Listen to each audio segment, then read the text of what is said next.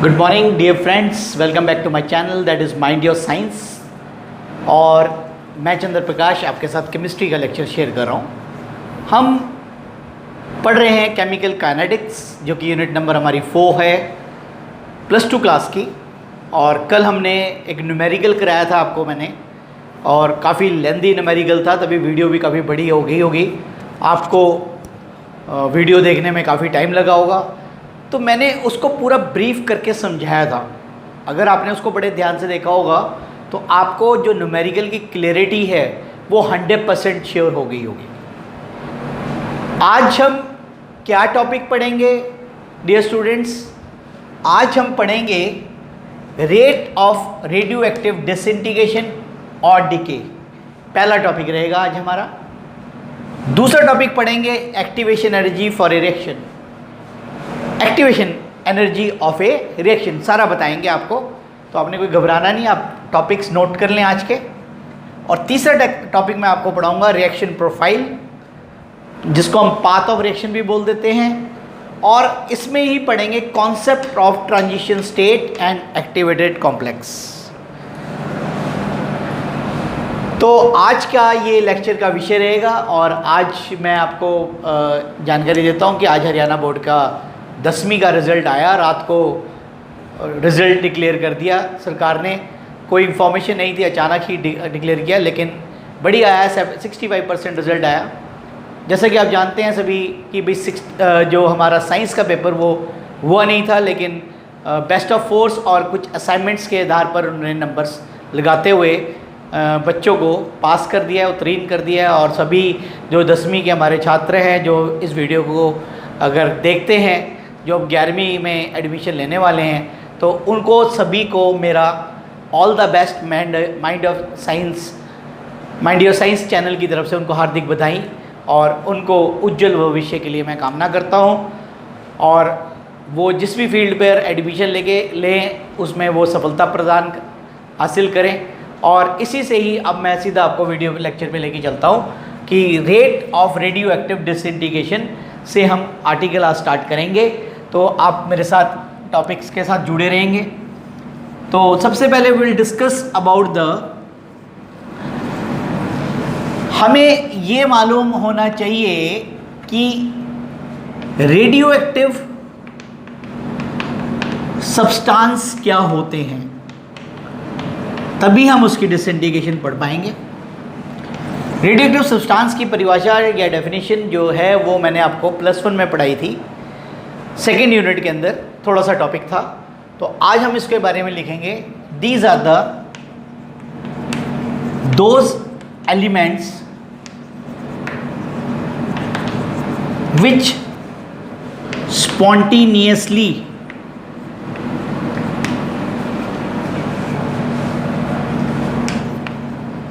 amidst the radiations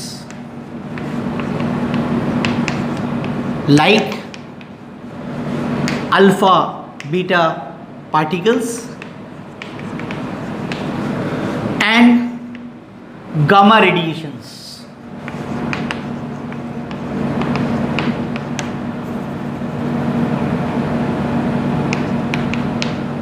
Such substance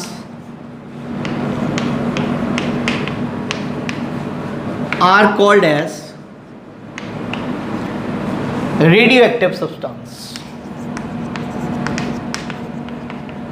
उनको हम radioactive substance कहते हैं। जैसे कि उदाहरण के लिए फॉर एग्जांपल आप जानते ही हैं रेडियोएक्टिव पदार्थ यूरेनियम, थोरियम, नेप्ट्यूनियम एक्सेट्रा। तो these are the radioactive substance. तो ऐसे पदार्थ जो अपने आप से रेडिएशंस निकालते हों, उन पदार्थों को हम क्या कहते हैं? Radioactive substance. द डीकम्पोजिशन और डिके, टूटना of these substance are called as natural radioactive disintegration, natural radioactive disintegration. तो ये हमारे नेचुरल रेडियोएक्टिव पदार्थ हैं जो कि अपने आप से रेडिएशंस निकालते हैं और ये रेडियोएक्टिव पदार्थ कहलाते हैं। एक और भी होते हैं हमारे। अब सेकेंड लिखेंगे, देयर आर सम सब्सटेंस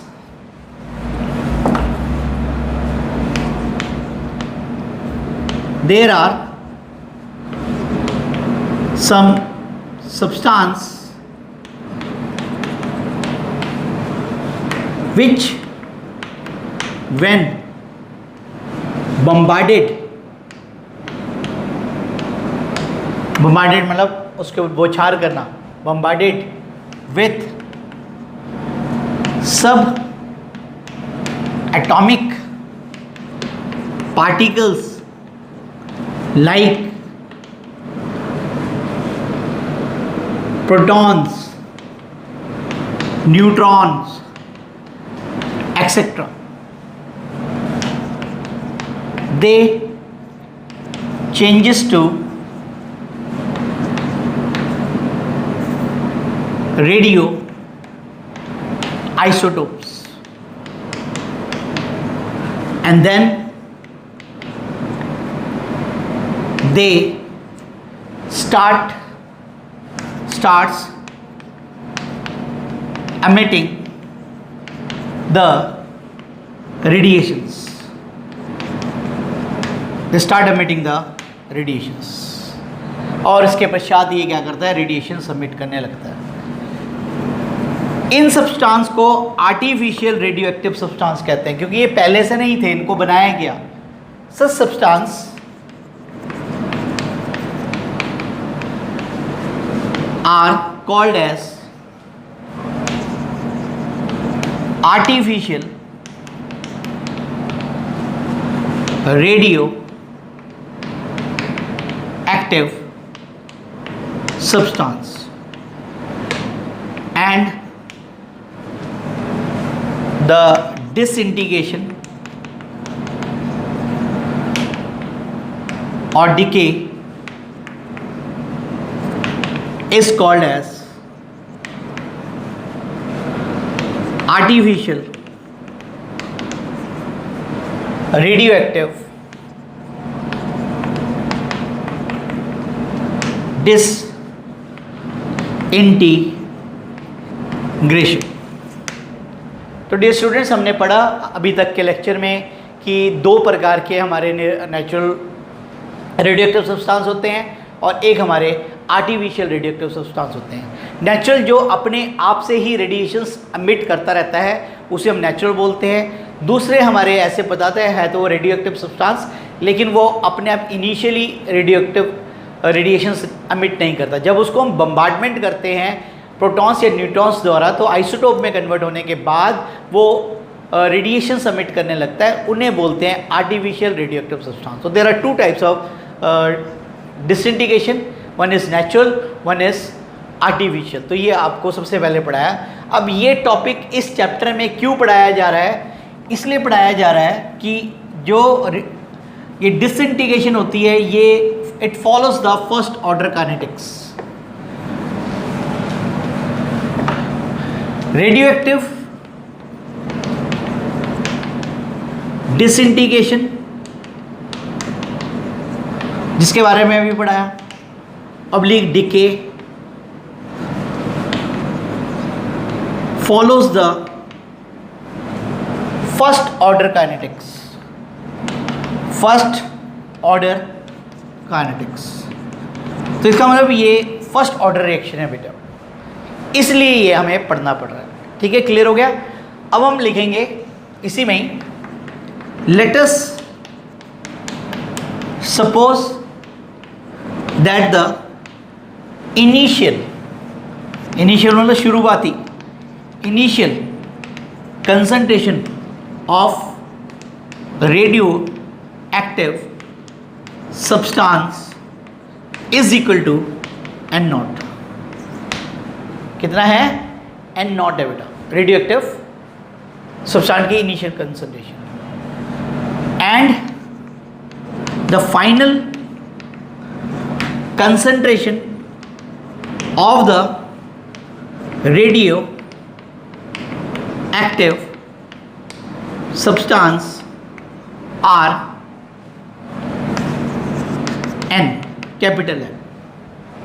तो इसमें अब जो टर्म्स यूज़ करनी है, इनिशियल के लिए एन नॉट यूज़ करना है और फाइनल के लिए क्या यूज़ करना है, एन करना है। तो therefore rate of the reaction is equal to minus पता ही है, प्रोडक्ट की कंसंट्रेशन बढ़ती है और रिएक्टेंट की क्या होती है, घटती है। तो रिएक्टेंट होने के कारण यहाँ पर क्या लगाया गया, नेगेटिव साइन लगाया गया।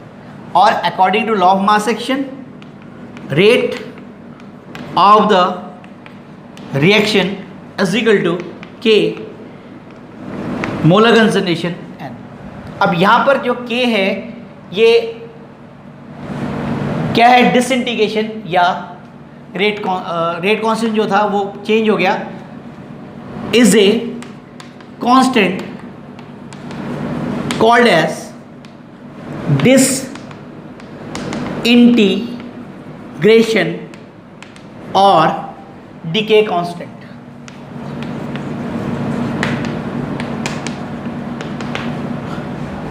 डिसइंटीग्रेशन और डीके कांस्टेंट। तो ये यहाँ पर रेट कांस्टेंट का नाम थोड़ा सा बदल दिया गया और डीके कांस्टेंट और डिसइंटीग्रेशन कांस्टेंट कहलाता है। अब ये क्योंकि it follows the first order kinetic, जैसा कि आप जान ही चुके हैं, तो फॉर्मूला क्या लगेगा बच्चों, के बराबर 2.303 divide by T log of A upon A minus x.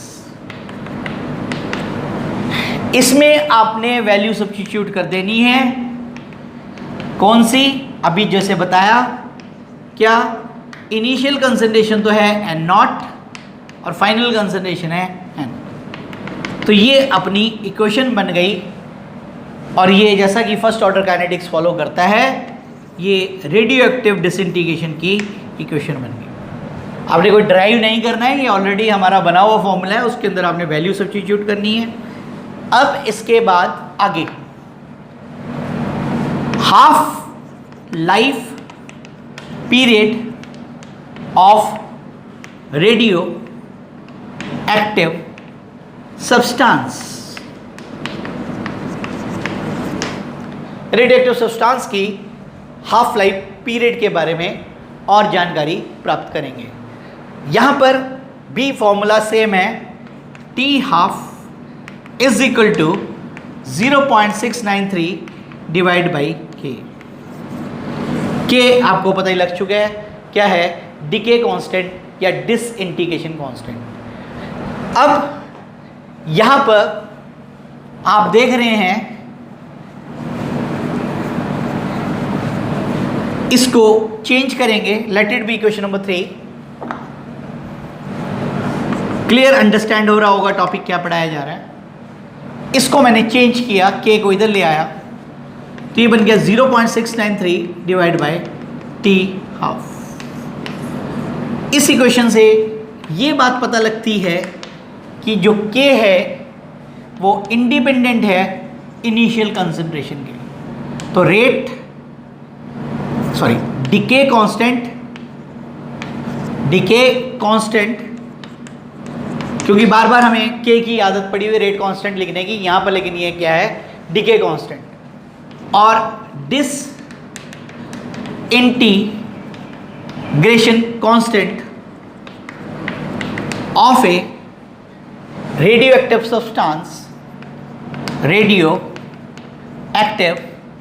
Substance is independent, निर्भर नहीं करता है, independent of the initial concentration of the reactant, concentration of the reactant. तो ये आपको यहां तक बिल्कुल क्लियर समझ आ गया होगा। अब रेडियोएक्टिव सब्सटेंस की लाइफ बहुत ज़्यादा होती है और लगभग इनफाइनाइट होती है उसकी लाइफ, इसलिए हमें एवरेज लाइफ निकालना पड़ता है। कहता है radio active, next para, radio active substance has a longer life, that is up to the value of the value of infinity,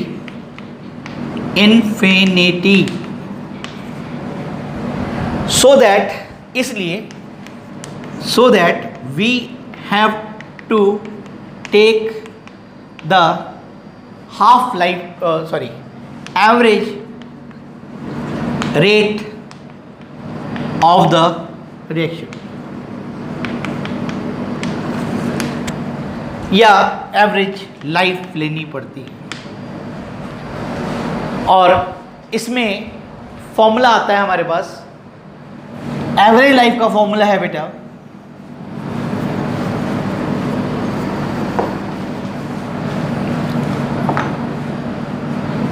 average life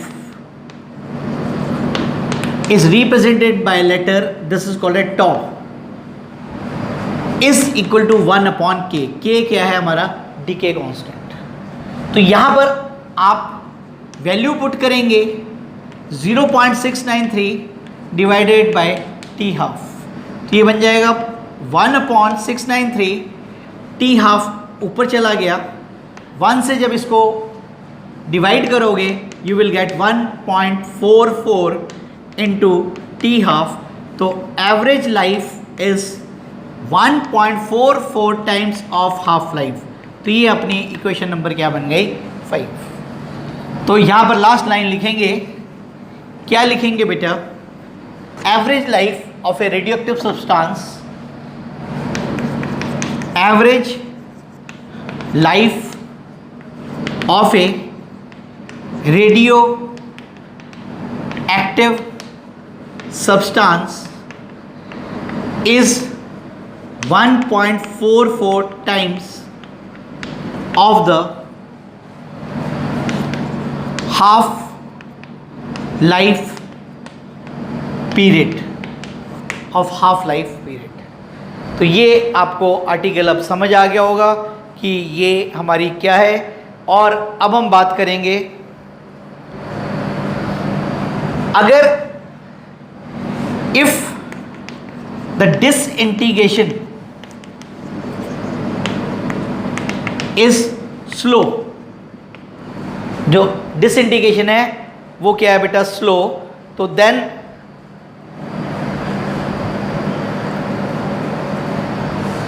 smaller the value of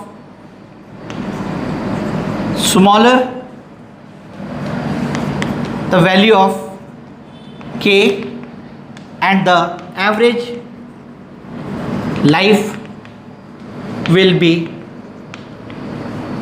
very high। तो उसकी औसत life जो है वो क्या हो जाएगी बेटा, बहुत ज़्यादा हो जाएगी। तो ये था हमारा पहला आर्टिकल जो कि सारा का सारा थ्योरेटिकल था जो आपने देखा। This is the first article we have studied.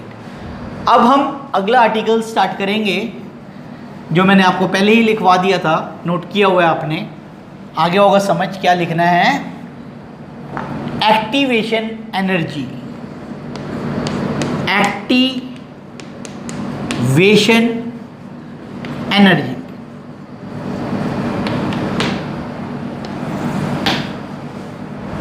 और पहले तो मैं इसके बारे में आपको डिस्कस करूंगा और फिर हम इसके बारे में समझेंगे। और इसके लिए we have to study about the what collision theory.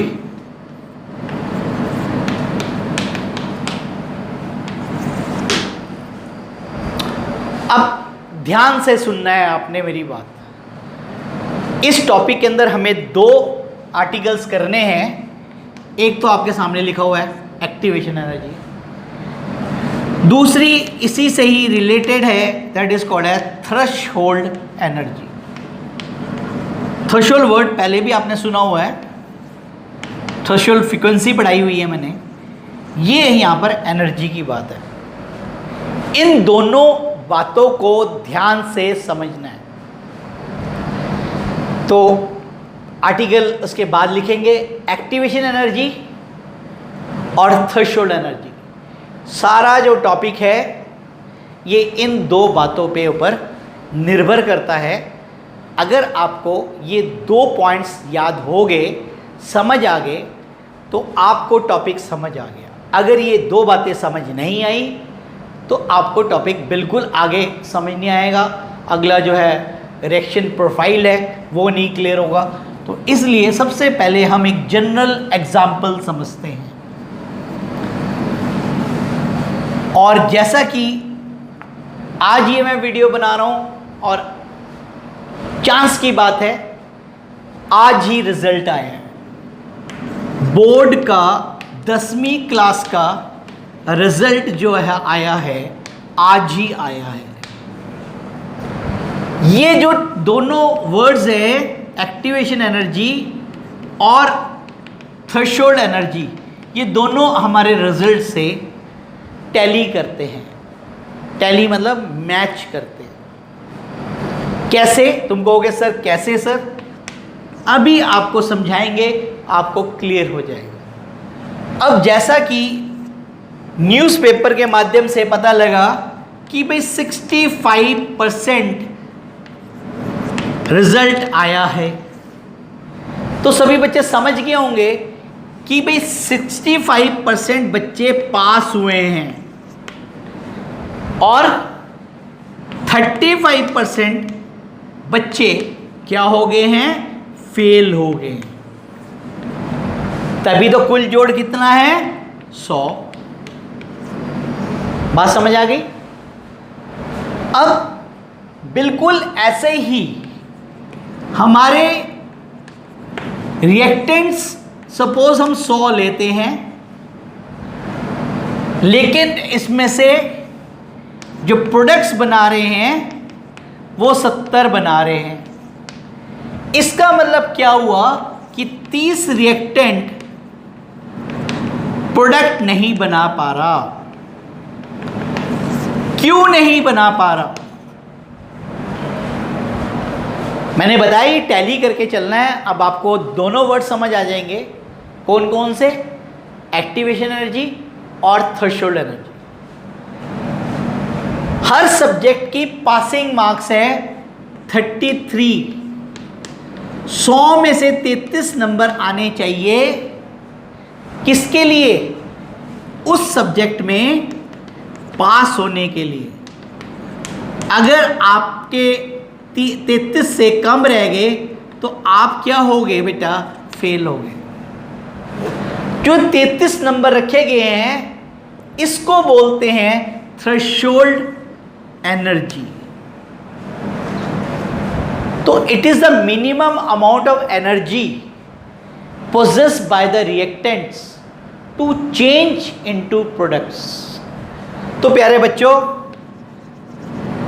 100 में से 70 प्रोडक्ट बना रहे थे, 30 नहीं बना पा रहे थे। क्यों नहीं बना पा रहे थे? क्योंकि इन 30 के पास क्या नहीं थी? थ्रेशोल्ड एनर्जी नहीं थी। होगी बात क्लियर? बिल्कुल अच्छी तरह समझ आया ना? क्लियर हो गया? अब आप कहोगे सर एक्टिवेशन एनर्जी क्या है जी? एक्टिवेशन एनर्जी मैं बताता हूं। एक बच्चे के एग्जाम में पेपर मार्किंग करी, एग्जामिनर के बने 31 नंबर। 31 नंबर के कारण ये बच्चा फेल हो सकता है। हो सकता है मैंने बोला है। लेकिन जो एग्जामिनर पेपर को चेक कर रहा है वो इसके 2 नंबर अपने आप से दे देता है। तो क्या बन गया बच्चों? 33 नंबर बन गए। बन गए जी?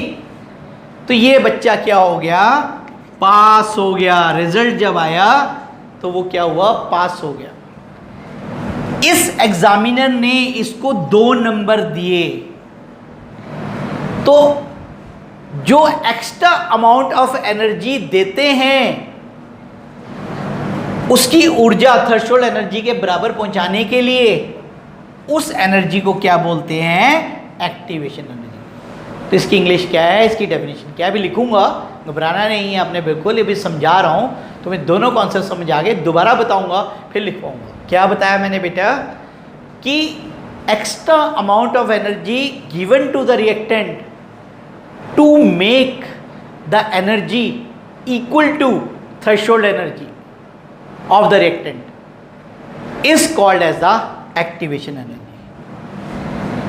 थ्रेशोल्ड एनर्जी क्या होती है? मिनिमम एनर्जी जो रिएक्टेंट्स के अंदर होनी चाहिए, किस लिए? रिएक्टेंट से प्रोडक्ट बनने के लिए। और एक्टिवेशन एनर्जी क्या है कि भाई थोड़ी बहुत एनर्जी कम रह गई, किसकी? रिएक्टेंट की। हमने बाहर से सप्लाई दे दी एक्स्ट्रा अमाउंट, तो वो क्या हो गया? उसकी एनर्जी बढ़ गई और वो रिएक्टेंट जो है प्रोडक्ट में बदल गया। और तुम कहोगे सर एनर्जी कैसे देते हो? एनर्जी देने के लिए हम क्या करते हैं? कभी कभार आप देखते हो रिएक्शन के ऊपर मैं लिख देता हूँ हीट, कभी बार लिख देता हूँ लाइट, कभी कभार लिख देते हैं सनलाइट, कभी लिख देते हैं यूवी लाइट। तो ये सब क्या है? Forms of energy. तो कोई रिएक्शन हो नहीं रहा, उसको गर्म कर देते हैं, तो गर्म करने का मतलब क्या? हमने उसमें क्या सप्लाई कर दी? हीट एनर्जी बाहर से सप्लाई कर दी। क्यों? क्योंकि उस रिएक्टेंट के पास थ्रेशोल्ड एनर्जी नहीं थी और थ्रेशोल्ड एनर्जी बनाने के लिए हमने बाहर से उसको क्या दी? सप्लाई दी। और वो बाहर से जो सप्लाई दी जाती है उसे हम क्या बोलते हैं? Activation energy. तो अब आपको ये टॉपिक बिल्कुल अच्छी तरह माइंड के अंदर क्लियर हो गया होगा। नहीं क्लियर हुआ होगा तो दोबारा आप इस टॉपिक को रिवर्स करके दोबारा सुन लेना, तो आपको एक एक बात क्लियर हो जाएगी। अब मैं इस टॉपिक को लिखूंगा, तो अब आपको टॉपिक समझा दिया है, तो अब हमें लिखने में जरा भी टाइम नहीं लगेगा। इसकी स्टार्टिंग कोलिजन थ्योरी से की गई है। कोलिजन थ्योरी में कहता है कि जितने भी रिएक्टेंट मॉलिक्यूल्स हैं they are in a state of motion. तो कहता है अकॉर्डिंग टू, नोट्स बनाएंगे आप मेरे साथ, according to collision theory the reactant molecules are in the state of random motion। कोई फिक्स पोजीशंस नहीं है, रैंडम मोशन है। यानी कि हमारी तरह सड़क पे सीधी चल रहे हैं, कहीं भी आए दाएं बाएं कहीं भी जा रहे हैं। इसलिए so that they collides with each other। ये एक दूसरे के साथ क्या करते हैं? कोलिजन्स करते हैं। इस कोलिजन के कारण ही रिएक्टेंट प्रोडक्ट में तब्दील होते हैं। Due to the collision, due to the collision of reactants, the molecules changes to product।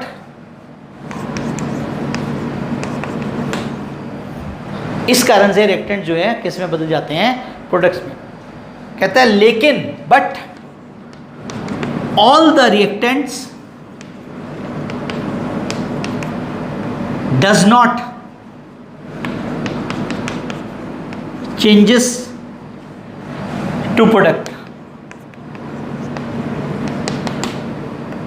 The reactants which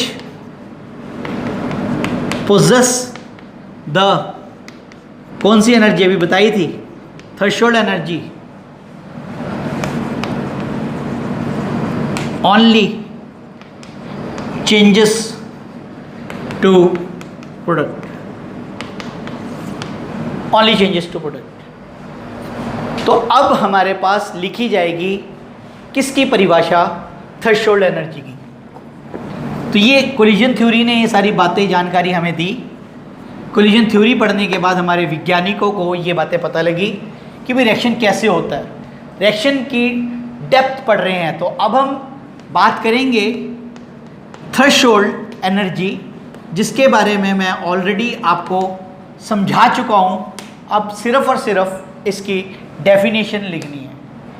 it is a minimum energy, it is the minimum energy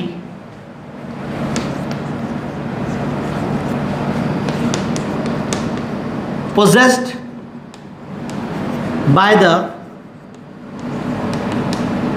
reactant molecules which after collision changes to product, comma, is called as threshold energy. उसको हम क्या बोलते हैं? Threshold energy. कम से कम ऊर्जा जो कि एक रिएक्टेंट के अंदर होनी चाहिए जिससे कि वो प्रोडक्ट में तब्दील हो जाए, उस कम से कम एनर्जी को हम क्या बोलते हैं? Threshold energy.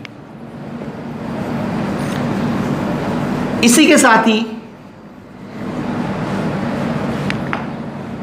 आगे पैरा लिखना है, to bring about a chemical reaction we sometimes supplies the heat energy, comma, light energy,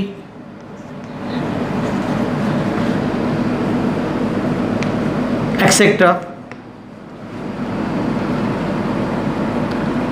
That extra amount of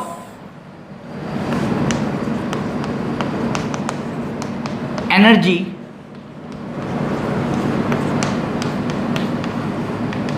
supplied to the reactants to make the energy equals to कौन सी energy? Threshold energy is called as activation energy. उस energy को जो हमने बाहर से दी, उस energy को हम क्या कहते हैं? Activation is called as activation energy. अब हम लिखेंगे, now will write down the definition of activation energy क्या होती है। टॉपिक के लास्ट तक ये चलेगा एक्टिवेशन एनर्जी, और डेफिनेशन भी वेरी वेरी इंपॉर्टेंट है, कई बार पेपर में आई हुई है ये डेफिनेशन, इसको आप लर्न करेंगे। It is the extra amount of energy given to the reactants to make its energy equals to threshold energy।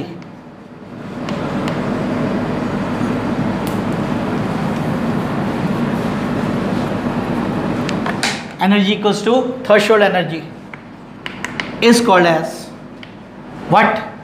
Activation energy। तो ये दो डेफिनेशंस पूरे टॉपिक के अंदर हमने पढ़ाई, और अभी थोड़ा सा और पढ़ेंगे इसमें, called as activation energy,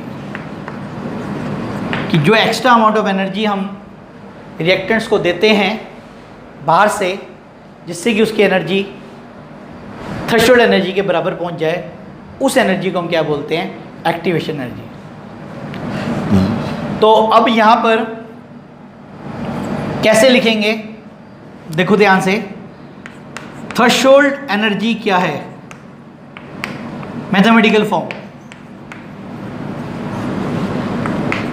is equal to kinetic energy जो ऑलरेडी है, kinetic energy of reactant molecules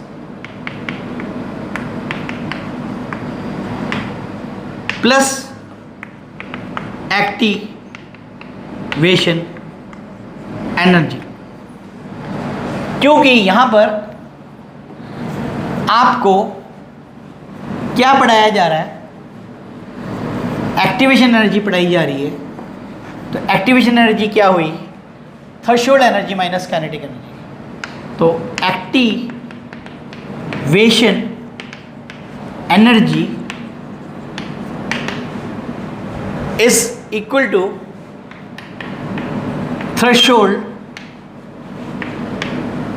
energy minus kinetic energy of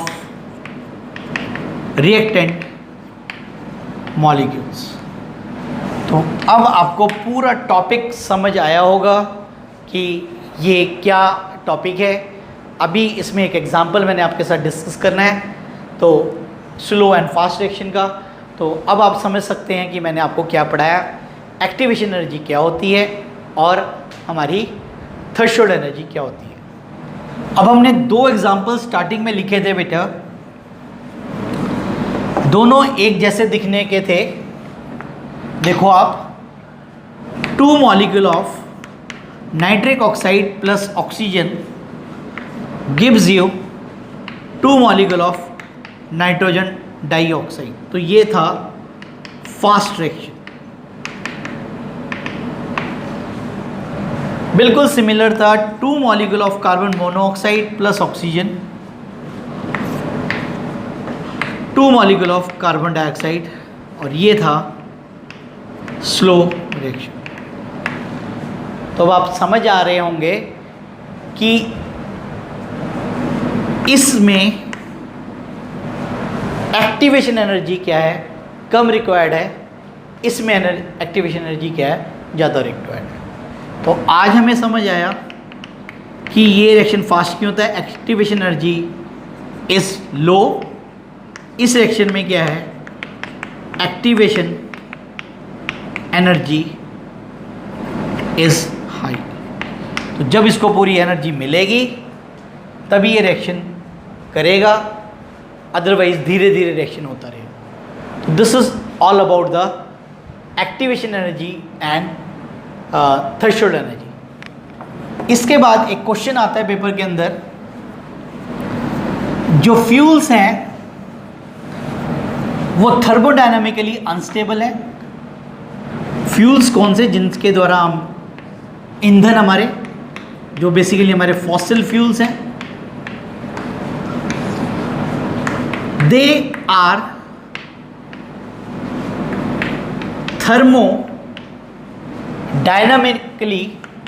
thermodynamically unstable,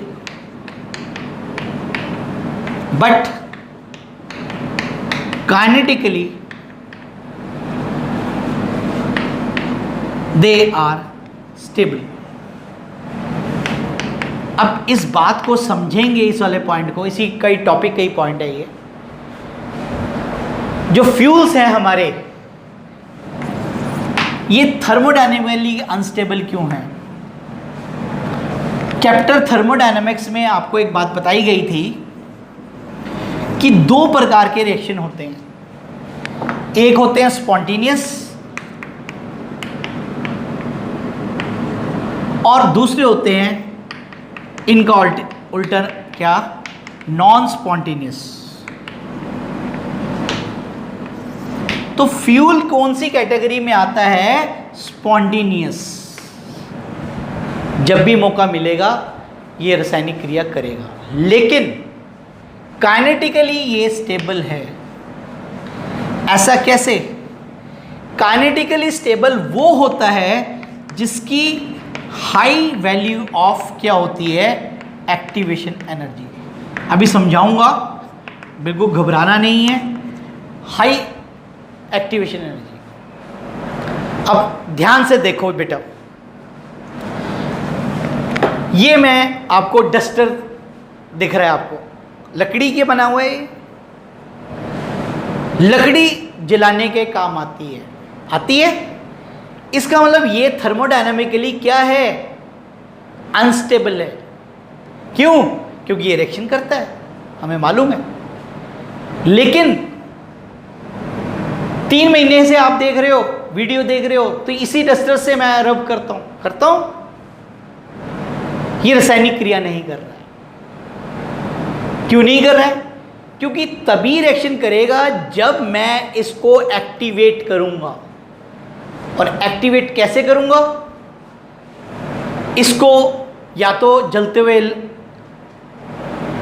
चूल्हे के अंदर डाल दूंगा, उसमें पहले से ही एनर्जी है, ये जल जाएगा, राख बन जाएगी। या फिर इसके अंदर मिट्टी का तेल डालूंगा, फिर माचिस लगाऊंगा, फिर ये जलेगा।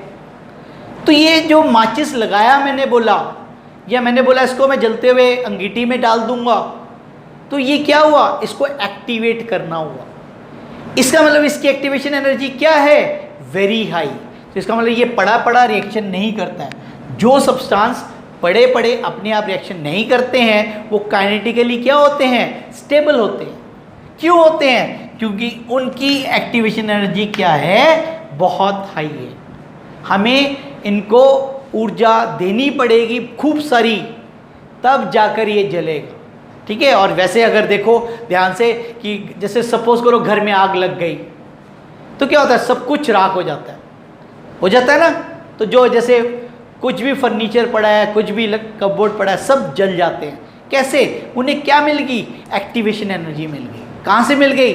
उस हीट से मिल गई। तो अदरवाइज क्या है? ये काइनेटिकली स्टेबल, लेकिन थर्मोडायनामिकली क्या होते हैं? अनस्टेबल। तो ये हमने फ्यूल के बारे में समझना है। तो ये हमारा ये टॉपिक था, जो कि यहाँ पर हमारा क्लोज हुआ सेकेंड टॉपिक। अब आपको क्लियर हो गया होगा, टॉपिक नंबर 2 क्लियर हो गया होगा। अब मैं थर्ड टॉपिक आपको पढ़ाऊंगा, जो कि बहुत ही आसान है। सिर्फ और सिर्फ आपने अभी अगर 2 आर्टिकल समझ आ गए हैं, तो 1 मिनट में आपको समझ आ जाएगा। क्या लिखा था मैंने topic? Reaction profile. Reaction profile. Reaction profile. और प्यारे बच्चों, path followed by the reaction.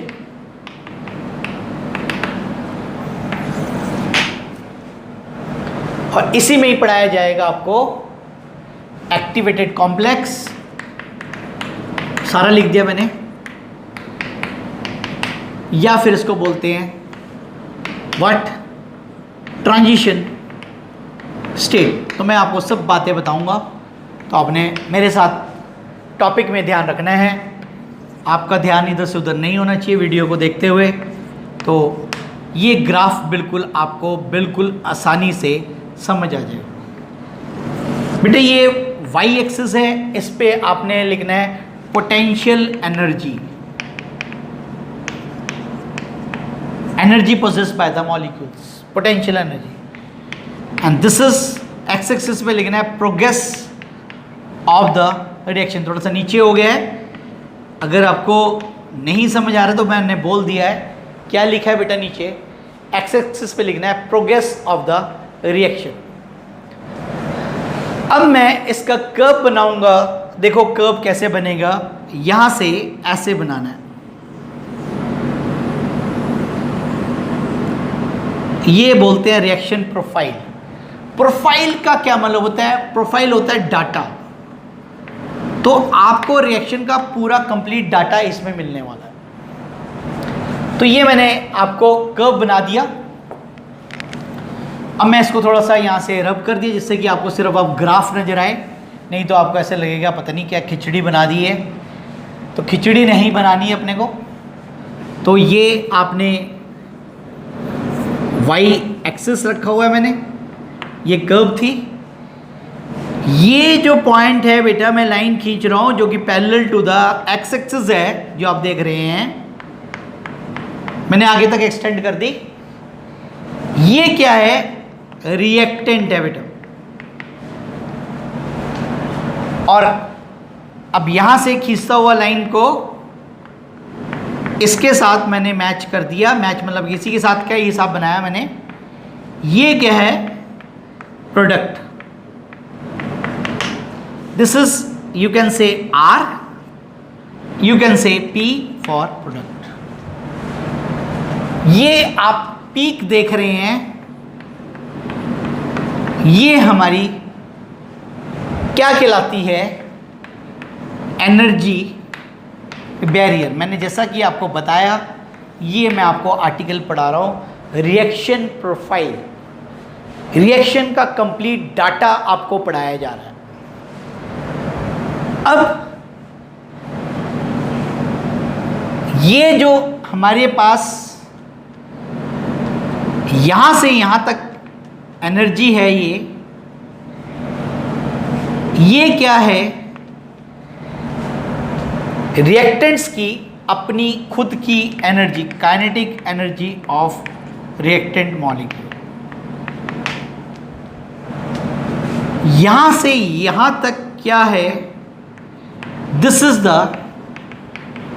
Activation energy. और अगर आप पूरा लें यहां से यहां तक, यहां से यहां तक अगर लें, तो ये क्या है? Threshold energy. तो अभी पढ़ाया था थ्रेशोल्ड एनर्जी क्या होती है? Kinetic energy plus activation energy. ये वाला पार्ट क्या है? ये और ये वाला जो डिफरेंस है, ये जो डॉटेड लाइन दिख रही है, ये होता है हमारा डेल्टा एच। डेल्टा एच यहाँ और क्लियर कर देता हूँ, बड़ा कर देता हूँ। डेल्टा एच क्या है? Enthalpy change. एंथैल्पी चेंज आपको पता ही है क्या होता है? Enthalpy of product minus enthalpy of reactant. तो अब आप देखेंगे इस केस में, ध्यान से देखो बोर्ड पे, रिएक्टेंट ऊपर है, प्रोडक्ट नीचे है। इसका मतलब रिएक्टेंट की वैल्यू ज़्यादा है।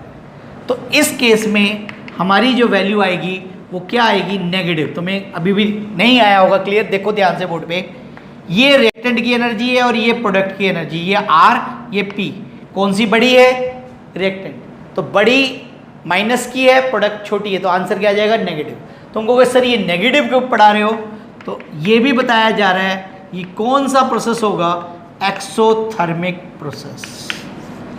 और अगर पॉजिटिव आ जाए तो ये क्या आएगी? Endothermic process.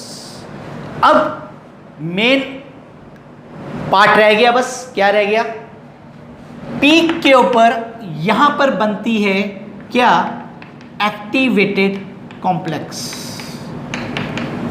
या इसको बोलते हैं ट्रांजिशन स्टेट। तो सबसे पहले मैंने आपको पूरा रिएक्शन प्रोफाइल क्लियर समझाया। अब मैं आपको रिएक्शन के माध्यम से एक्टिवेटेड कॉम्प्लेक्स क्या होता है और हमारा क्या बोलते हैं ट्रांजिशन स्टेट क्या होता है, या इसको क्यों कहते हैं, ये बताऊंगा। तो ये ग्राफ आपने अब बना लिया होगा आपने, होप इसमें ये सारी डिटेल्स जानकारी दी है मैंने। एक्टिवेशन एनर्जी को EA द्वारा रिप्रेजेंट करते हैं, कैपिटल E, कैपिटल A छोटा नीचे की तरफ। तो this is the symbol of activation energy. तो ये हमारा रिएक्शन प्रोफाइल है। अब मैं आपको ये जो दो टर्म्स यूज किए हैं इनके बारे में बताऊंगा, और फिर हमारा आज का लेक्चर पूरा हो जाएगा। आज भी लगता है वीडियो ज़्यादा बड़ी हो गई है। A प्लस बी, या ऐसे लिखो A B, A bond B bond. What are these? These are reactant. रासायनिक क्रिया करके बना रहे हैं 2 मॉलिक्यूल ऑफ AB. क्या मतलब? प्रोडक्ट. ये इसके ओल्ड बॉन्ड है बेटा.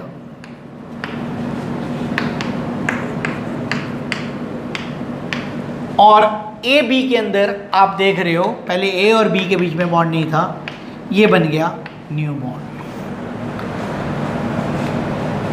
ये ऐसे कैसे हुआ, ध्यान से देखेंगे तो आपको समझ आएगा. A dash dash A, B dash dash dash B, और यहां पर भी डॉटेड डैश बॉन्ड्स, और ये यहां से ये आपको पता लग चुका है. This is old bond, this is the old bond. Old bond break, ये टूट रहा है, ये भी टूट रहा है. ये क्या है बेटा? New bond. ये क्या है? New bond. ये क्या हो रहा है? बन रहा है. इंग्लिश में फॉर्म्ड, इंग्लिश में फॉर्म्ड. ये जो चीज यहां पर मैंने ऐसे बनाई है, आप तो सीधा रिएक्टेंट और प्रोडक्ट लिखते हो, बीच में क्या बनता है ये सिर्फ मैकेनिज्म में पता लगता है. ये जो चीज बनी है इसको बोलते हैं एक्टिवेटेड कॉम्प्लेक्स, या बोलते हैं क्या? Transition state. दोनों का मतलब अभी बताऊंगा क्यों कैसे. आपने क्या याद करना है कि जब पुराने संबंध टूटते हैं और नए संबंध बनते हैं, तभी रिएक्टेंट क्या बनाता है? प्रोडक्ट. अब दो जनों के अंदर दोस्ती है गहरी, ए के साथ दोस्त है, बी के साथ दोस्त है, लेकिन किसी कारणवश इनके बीच में अनबन हो जाती है, और ए इस वाले बी को ले लेता है, ये ए इस वाले बी को ले लेता है. तो क्या हुआ? पुराने दोस्ती खत्म हो गई, नई दोस्ती बन गई. तो ये क्या है? बॉन्ड पुराने टूट गए, नए बॉन्ड बन गए. इसको बोलते हैं एक्टिवेटेड कॉम्प्लेक्स. तो एक्टिवेटेड कॉम्प्लेक्स में क्या हुआ प्यारे बच्चों? जहां पर old bond breaks and new bond are formed. Transition state क्यों है? ये तो रिएक्टेंट और प्रोडक्ट है बेटा. ये ना तो हम इसको रिएक्टेंट बोल सकते हैं, ना ही प्रोडक्ट बोल सकते हैं. ये क्या बोलते हैं? इंटरमीडिएट, बीच वाली स्थिति है, इंटरमीडिएट. और इंटरमीडिएट को ही हम क्या बोल देते हैं? Transition state. मतलब रिएक्टेंट को प्रोडक्ट बनाने के लिए इससे होकर गुजरना पड़ेगा. इससे गुजरने का मतलब पुराने बॉन्ड पहले टूटेंगे और नए बॉन्ड क्या होंगे? बनेंगे, तभी आपका रिएक्शन पूरा होगा. तो ये इसी के साथ ही आज का जो लेक्चर है वो आपको बहुत ही बढ़िया ढंग से समझ आ गया होगा. लेक्चर ज़रूर बड़ा हो गया है, लेकिन मज़ा आया होगा समझने में, एंजॉय किया होगा. और मैं तो यही कहूँगा एंजॉय करते हुए पढ़ें, तभी बात समझ अच्छी आएगी. और thank you for watching my channel, that is mind your science.